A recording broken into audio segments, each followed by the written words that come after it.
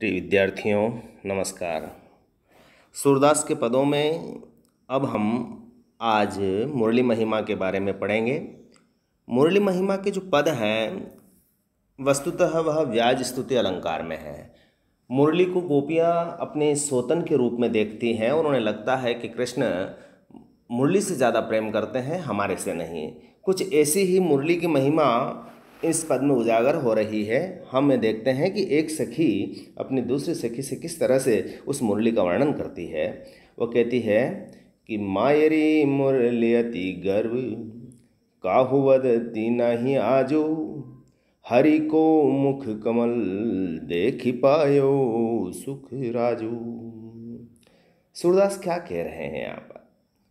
वो कृष्ण की मुरली की महिमा का वर्णन गोपी के माध्यम से कर रहे हैं। गोपी अपनी सखी से कहती है कि हे सखी, ये मुरली आज बहुत गर्व कर रही है, अति गर्व का हूँ, और वदती नहीं आज, और किससे बात भी नहीं कर रही, किससे बोलती भी नहीं है।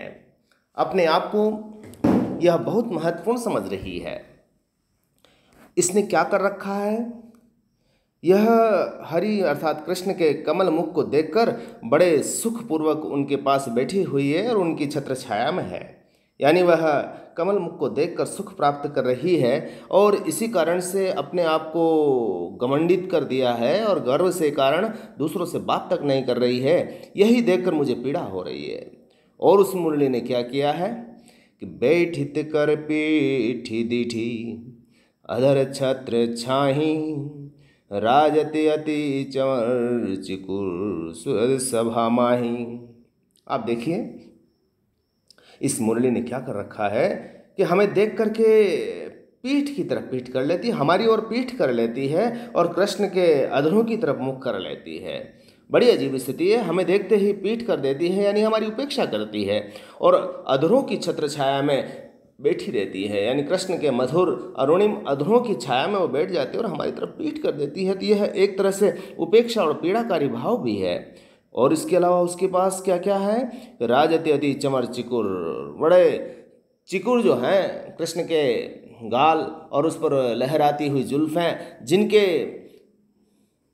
चंवर तले वह बैठी हुई है और ऐसी लगा है, ऐसा लगता है कि किसी सुंदर सभा के मध्य वह अपना स्थान पाए हुए है। और ऐसी स्थिति में वह बड़ा यूं तो सुंदर लगता है, लेकिन वह हमारे को पीड़ा देने वाली है।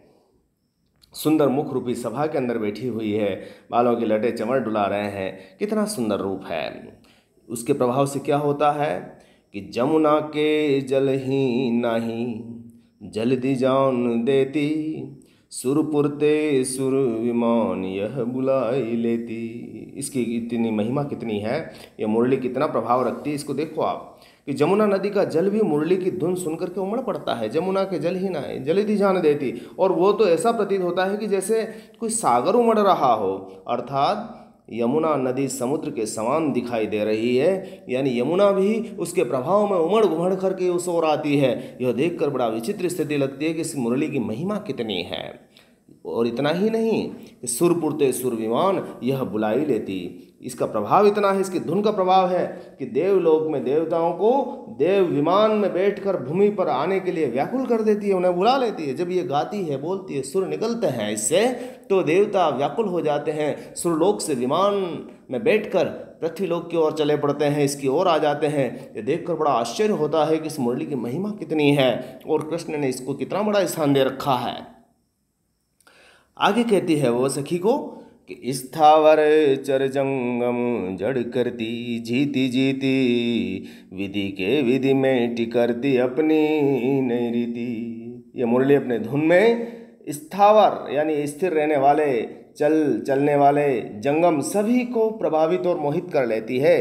यानी स्थावर जीव हो, चर जगत हो, जंगम जगत हो, जड़ जीव हो, इनको सबको जीत लिया है। और विधि की विधि मेटी, इसने क्या कर दिया है? वेदों की जो बनी हुई मर्यादाएं हैं, विधाता की जो बनाई हुई बंधन है, उसको भी मिटा दिया है और एक तरह से अपनी नई रीत चला रही है, नई परंपरा चला रही है। यह देखकर आश्चर्य होता है।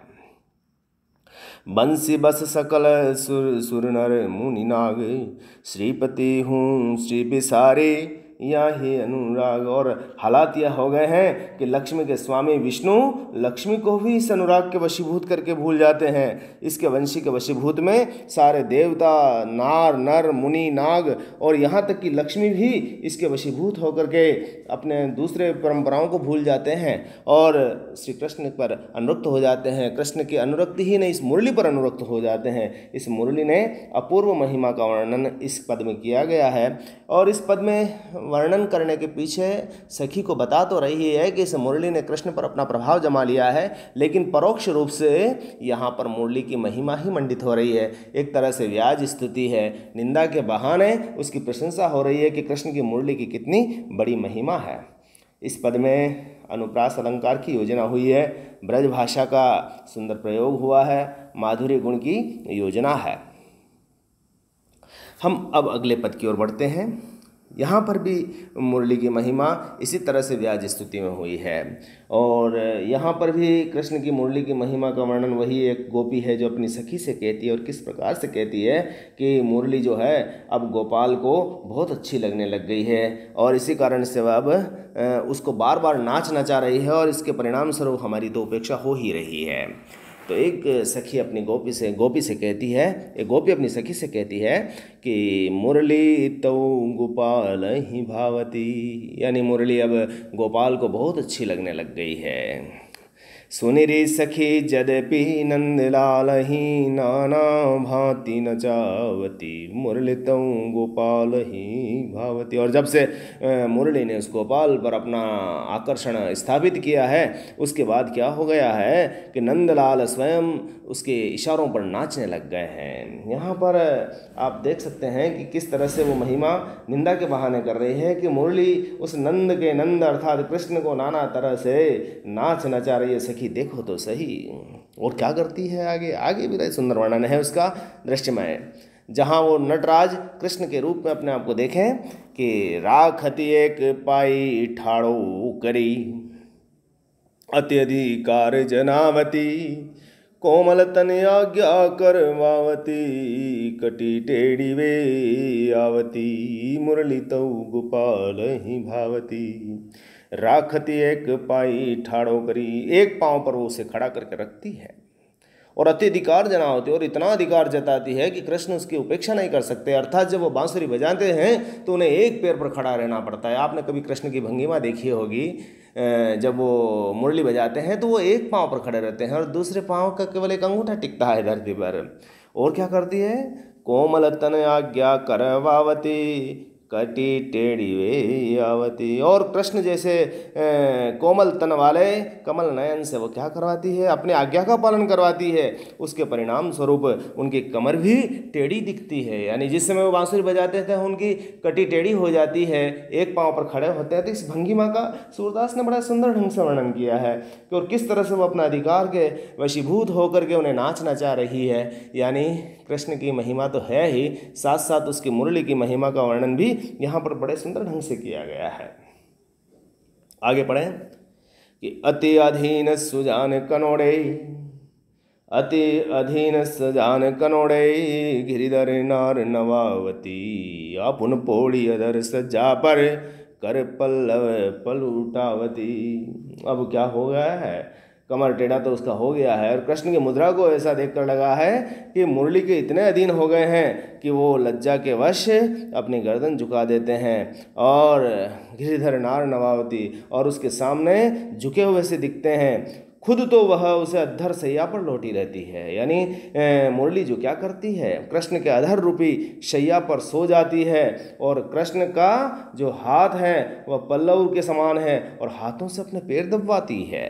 कर पल्लव पलुटावती, यानी अपने कोमल कोमल हाथों के पत्ते जैसे नव अंकुरित पत्ते होते हैं पल्लव के समान उनके जो हाथ हैं उनसे वो अपने पलुटावती मतलब पैर दबवाती है। आप उन पोड़ी अधर सज्जा पर। इस मुरली की घमंड देखिए, इस मुरली की महिमा तो देखिए, ये मुरली का ऐश्वर्य तो देखिए कि इसने कृष्ण के अधरों की सज्जा शैया बना ली है, यानी अधर शैया पर लेटी हुई है, और कृष्ण जैसे अपने कोमल कोमल करों से, अपने हाथों से उसके पाँवों को दबा रहे हैं। यानी बांसुरी जब बजाते हैं तो उसके पिछले हिस्से से उसकी बांसुरी के सुर निकलते हैं, तो उसका कितना सुंदर बिंबात्मक वर्णन है और कितना प्रतीकात्मक शैली है, सुंदर प्रतीकात्मक शैली है। और आगे क्या कि भ्रकुटे कुटिल नैन नासापुट हम पर कोप करावते, सूर प्रसन्न जानिए को छिन धरते शीस जुलावती।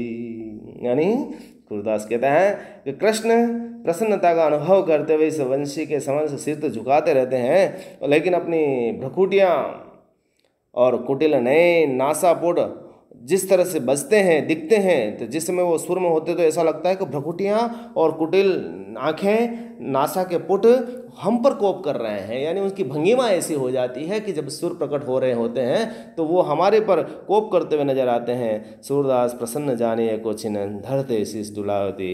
और इस तरह से वो जब प्रसन्न होकर कृष्ण उसके ऊपर अपना सिर डुला रहे हैं, यानी कहने का अर्थ श्री कृष्ण उसके वशीभूत हो गए हैं, अब वो उससे मुक्त नहीं हो पा रहे हैं।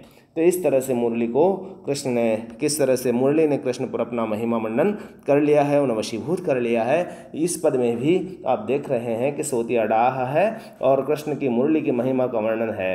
अधर शैया में देखेंगे आप रूपक अलंकार है और बाकी में तो अनुप्रास अलंकार है ही।